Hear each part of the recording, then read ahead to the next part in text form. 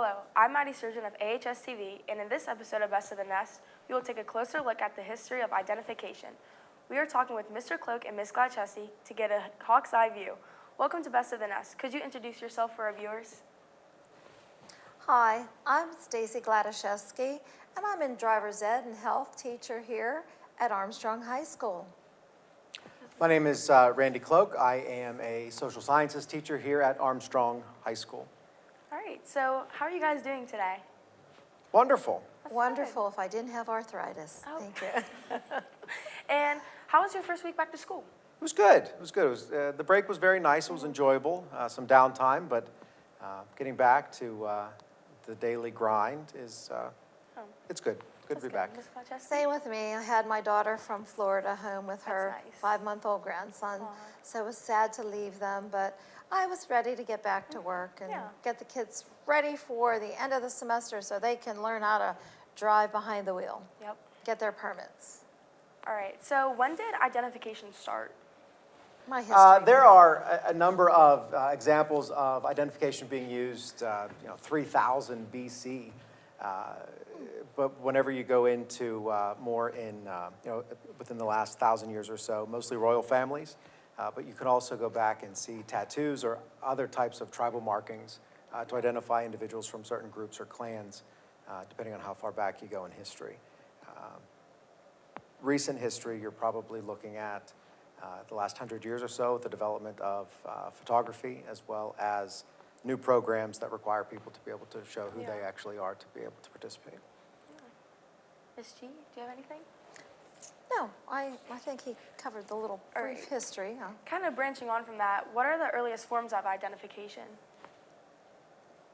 As you stated, I think they used seals.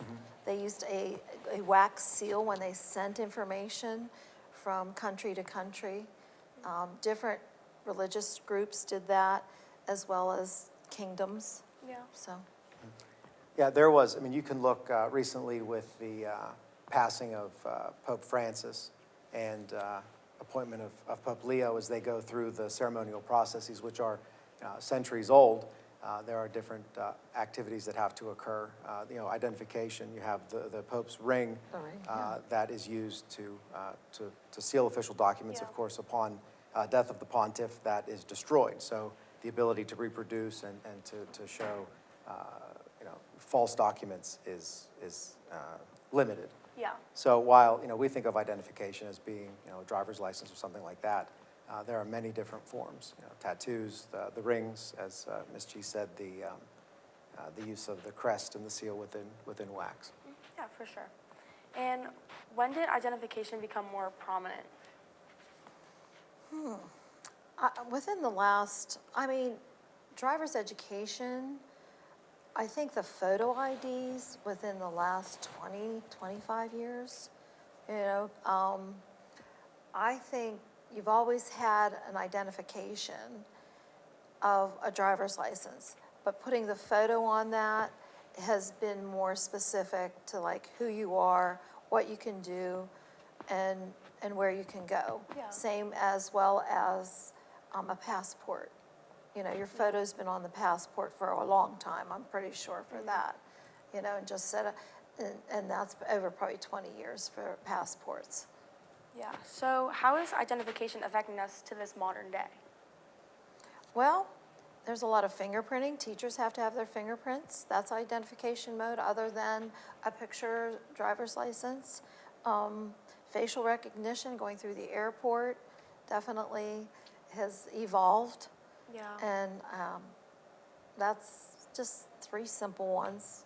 So From state to state, you have another way it impacts individuals. From state to state, you have different requirements for voting. In Pennsylvania, for example, if you're a newly registered voter, you will have to show your photo identification the first time you vote in a precinct. After that, Pennsylvania law does not require photo ID to be shown, but some states do have photo ID requirements. So it impacts something like that to where you're able to participate and be a contributing member of society to have that photo identification. So how is identification involved in what you teach here at AHS? Just like I said, with the need to have photo identification to be able to vote for the first time in your precinct. Identification is also important whenever you talk about government programs. Each and every one of us has a Social Security number. Yeah. That Social Security number also serves as a form of identification. So understanding the government programs, when those began, how one can access those programs without having identification to be able to prove you are who you are, it's impossible for you to be able to take part in those. And Social Security numbers are given at birth usually. So before the child leaves the hospital, you have a Social Security number for that child, and they're identified. And actually, a child at birth has handprints and footprints identifiable for that child. Just because my kids are having babies, so it's just easy to remember. So that child belongs to that parent, and they go home with them, and they're already, hand-printed and footprinted, rather. Yeah, like So- with Social Security numbers, I feel like even for work, like when I clock in, it's just the last 4 digits of my Social Security. So it definitely makes a big impact on Yeah, Social Security is one way where you can identify who you are, but with advance of modern science, with DNA and fingerprinting and hair follicles and all of those different things, it's much easier today to prove you are who you say you are than it would have been 30, 40, even 50 years ago. And I have to check when I give driver's exams that they have the proper Yeah. permits on them, and that's their permit, and Yeah. correct address. That's the only thing I can change on a driver's test is their address. But other than that, any height or weight or whatever kind of differences, eye color, I can't do that. The DMV would have to do Yeah. that kind of stuff. And their photo ID, I always tell them, you have to wait to get your photo ID after the driver's ed program here, 2 to 4 weeks until they receive the information to get their additional photo ID for their real, I hope they get Yeah. real ID as well. Yeah. As when they're getting your driver's licenses. Yeah, for sure. And how was your experience with it out of school? Two experiences I can think of. The first would be during COVID, my driver's license expired, and all of the driving centers were closed across the Commonwealth. So that was a bit of an issue. And the second one would be the finally getting real ID. The required use of real ID continued to be postponed by the airline, by the federal government for use in air travel. So once they stopped promoting or putting that into the future, delaying the implementation, I was forced to finally get my real ID, and I waited to the last minute, so I had to drive to Erie to one of the few driver's license centers in the state that issue real ID. So Yeah. if you need a real ID, if you do not have one, do not wait till 2 days Last minute. before your You have to your fly trip. out. Yep. Yeah. Yeah. I did something similar. I had to get my real ID down in Irwin. And let me tell you, their DMV place was packed. There was armed guards there and everything. I mean, they Really? had, yeah. Wow. They had The guards some- probably knew you were coming. Yeah, they knew I was coming. But I had everything done and processed at Indiana's DMV. And all I had to do was, instead of driving to Erie, I had to just drive to Irwin, which was only an hour and 15 minutes. That's not that bad. Yeah. So have you had any experience with identity theft? I have not. It's good. I'm Ms. not. G? Where's my wood? I don't want to have experience. I think we should keep everything secure, safe. agree. As best we can, and I hope no one hacks anything because It's a whole big process. It's sad because the people that do get hacked, they have more work to do to say who they are, what they're doing, and, this is really me, somebody evil, devious and diabolical are my words, that, Yes. took their, so be careful with your Social Security number, and your driver's license number is used extensively. I agree. And do you think identification needs to be more reinforced or more relaxed?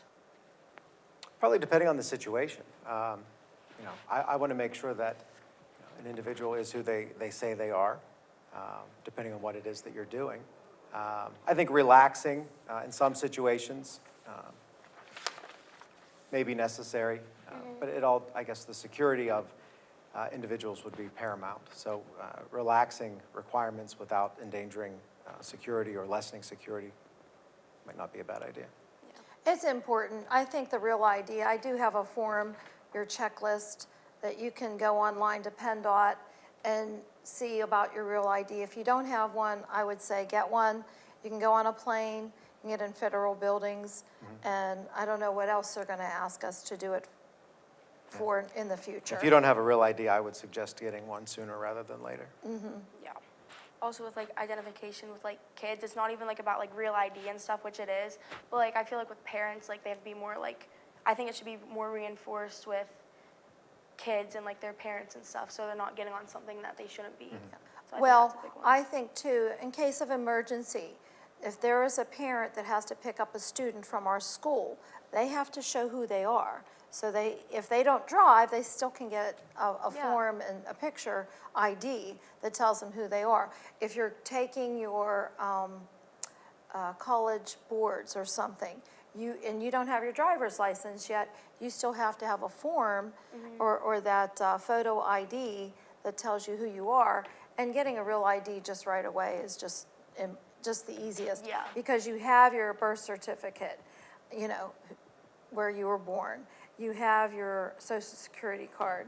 So, you know, there's some information here. You can go to the PennDOT website and look things up. You guys like to look on your phones, that's something to look up. Something useful with them, that'd be great. All right, thank you, Mr. Cloak and Ms. Gladchesky, for joining us today and offering your insight. Our own Cameron Smith took to the halls of AHS to get the students' perspective. Let's take a closer look. Hello, I'm Cameron Smith of AHS-TV, and today we're taking a closer look at ID verification. Who am I with? Max Zablocki. Damon Johnson. Sarah Eminger. How much do you know about ID verification? Not much at all, other than, no, I don't know much actually. Not a lot, but I know it messes up my Facebook Marketplace deals. Not a lot, but I know it's annoying. What do you think about ID verification? Like, I know on Facebook Marketplace you have to like be verified to go and look at things on there. And I think you have to be like 18 or something, and it takes multiple days to get verified to shop on there. And I think that's dumb, honestly. It sucks. How am I supposed to lowball people on Facebook Marketplace now? I think it's sometimes needed, but it's too much of a hassle to go through. Do you think it has any effect on you? Other than shopping on Facebook Marketplace, on me it doesn't have any effect. Mentally, yes, a lot. I can't get my lowballs out. I'm trying to buy parts. I'll lowball them once like $1,000, I'll sell it 200. It won't even send it. It won't even let me on there. How am I supposed to do that now? Where do I find my parts at now? It does. I've had problems with Facebook Marketplace, I've had problems with Roblox, and I'm just kind of sick of it. We sat down with Miss Atwood. Let's take a look. Hello, I'm Carter Lash of AHS-TV, and today we are with Miss Atwood and taking a look at ID verification. What do you know about ID verification? There's many different levels of ID verification. You have ones where you have to scan your ID, but even every time we're on our cell phone, I know when I go different ones, just to open it up, you're doing a visual recognition of you. Now they have some of those settings that it's not, you can't put a picture in front of it. They do try to check that, and then they verify it against your ID in the systems.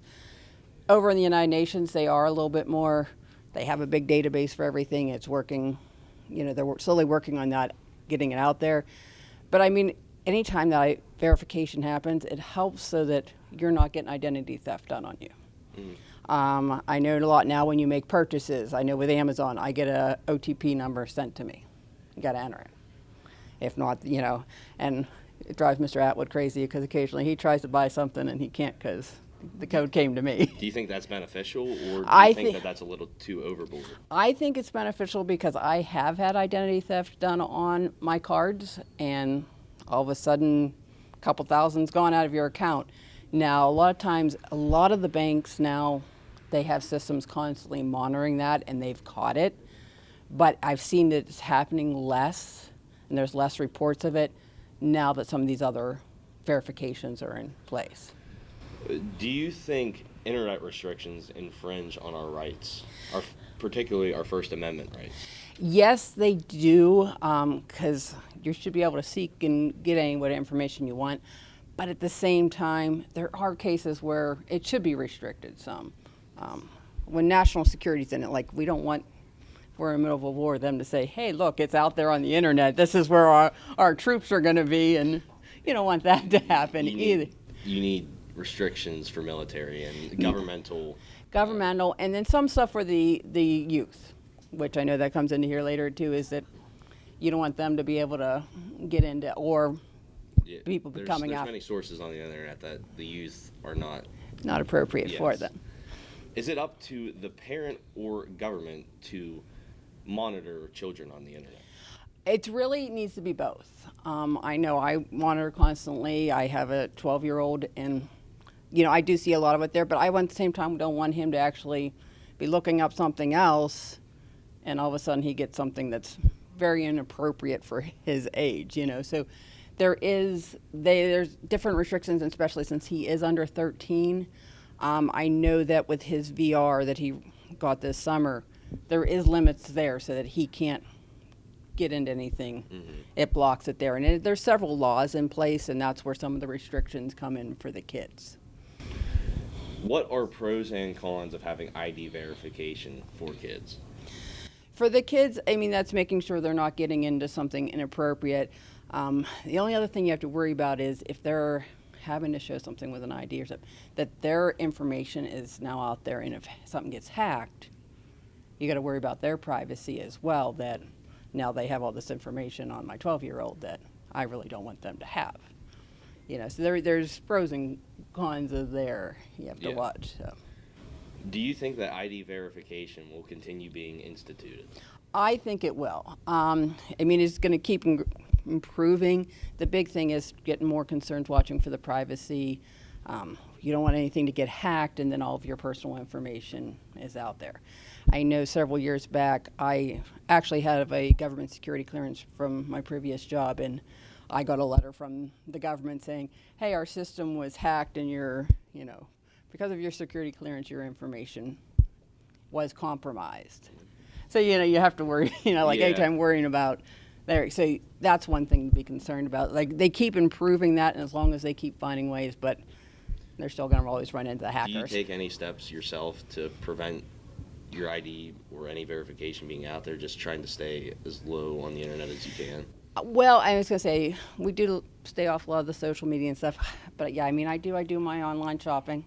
So it's out there on the accounts, but a lot of them I do have set up. You have the options if you want multi-level verification, so that's where the OTP numbers come in that try to help prevent some of that. Well, there you have it, folks. Straight from the Hawk's beak. Back to you in the studio. Thank you, Cameron, and a special thank you to Mr. Cloak and Ms. Gladcheski for giving some insight on the history of identification. Just as no two oak leaves are the same, your journey at IUP is uniquely yours.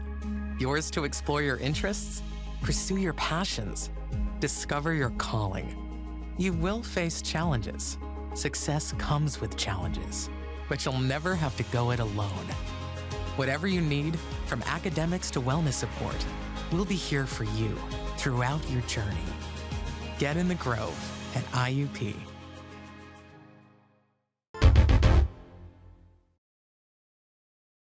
And we're back with AHS-TV's Best of the Nest. I'm Sophie Roop, and today we are talking with Mia Wright and Kendall Buzzard to get a hawk's eye view on our school's metal detectors. Welcome to Best of the Nest. Could you introduce yourself for our viewers? I'm Mia Wright. And I'm Kendall Buzzard. How effective do you think our school's metal detectors are? I think they're decently effective in certain ways, but I think that with certain objects, they're also not very effective. I also agree with that.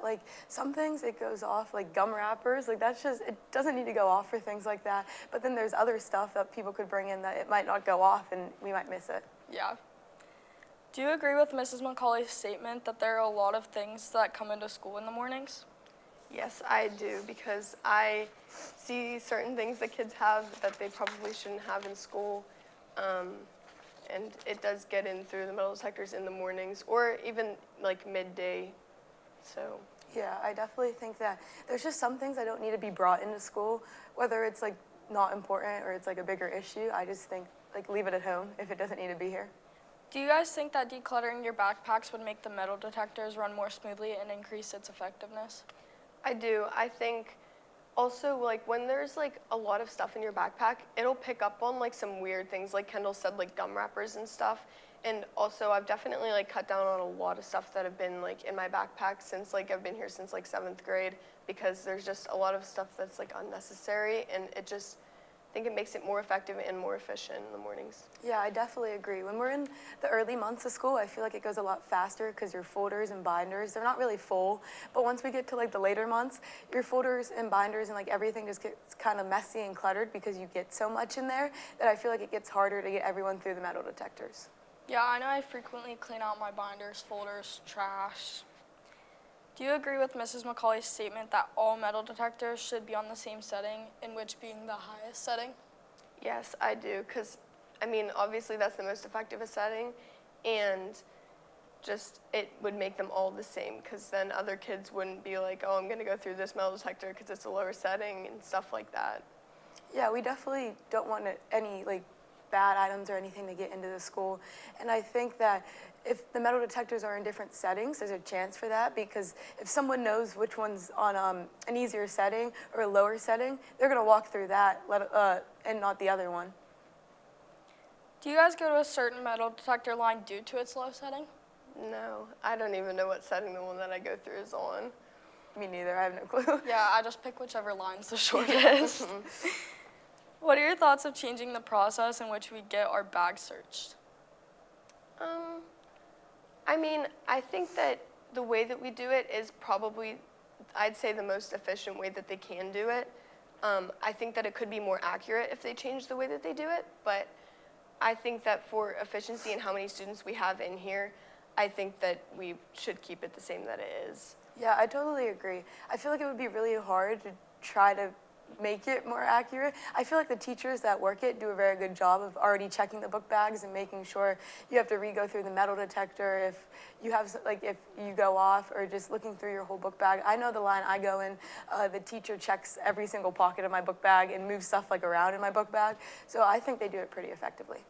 Yeah, I like the idea of taking everything out that's metal, and then like if you have like a lunchbox, like a little like pencil pouch or something, then they'll open it, go through it, and search it effectively.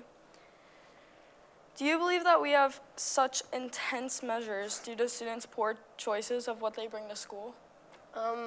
Sadly, I mean, yeah, but also I think it's just like a safety thing. I mean, you go through metal detectors like, I want to say like almost any important place. Like I go to cheerleading competitions, we always have metal detectors. At like airports, you have metal detectors. I think it's more of just like a safety precaution, but I mean, that could play into it, yeah. Yeah, I definitely agree with Mia. I feel like anywhere you go now, it's just a safety precaution just to make sure everybody's safe, because people are nice and good, but there's a chance there's going to be one person that walks in with the wrong thing on the wrong day, and you want to prevent that. Yeah, I agree with that. Do you think that the school does a good job at prioritizing the student safety?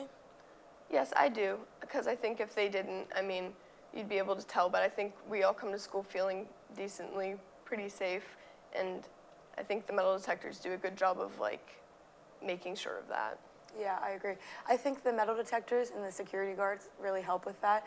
I feel safe every time I walk into the building in the morning, so I mean. Yeah. Would you say that metal detectors reduce threats and harm within our school?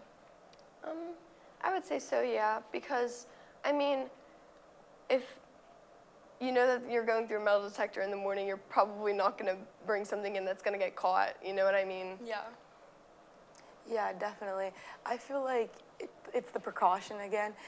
No one's going to bring something in because we have the metal detectors, and you don't want to get in trouble because you're bringing that in. I feel like it would be a little different if we didn't have the metal detectors helping with that. I feel like people would just feel like bringing whatever they want to bring in, and that could lead to the students not being safe. Overall, do you think you would feel safer with the safety precautions we have now, or that our school should change it up? Why or why not? I think I feel safe with the way that it is now. Like I said, I mean, I think that we do it like the most effective way that it can be with efficiency. I think that if they changed things, it could potentially be a little bit more effective. But like Kendall said, I mean, if you go off in the metal detector, they do go through all your stuff regardless. So, I mean, if anything's going off, like, you're still getting checked, I think, the most that you can. So I think we should keep it the same that it is. Yeah, I agree with Mia. I feel like they're doing it in the most effective way they can without changing things, because if they change something and then something would go wrong because they changed how they did something, I feel like that would have like a lot of consequences, and I feel like they do it in a very good way already, so I think they should just keep it the same. Yeah, why change something if it's working? Thank you, Mia and Kendall, for joining us today and offering your insight. Until next time, I'm Sophie Roop of AHS-TV. Keep on soaring.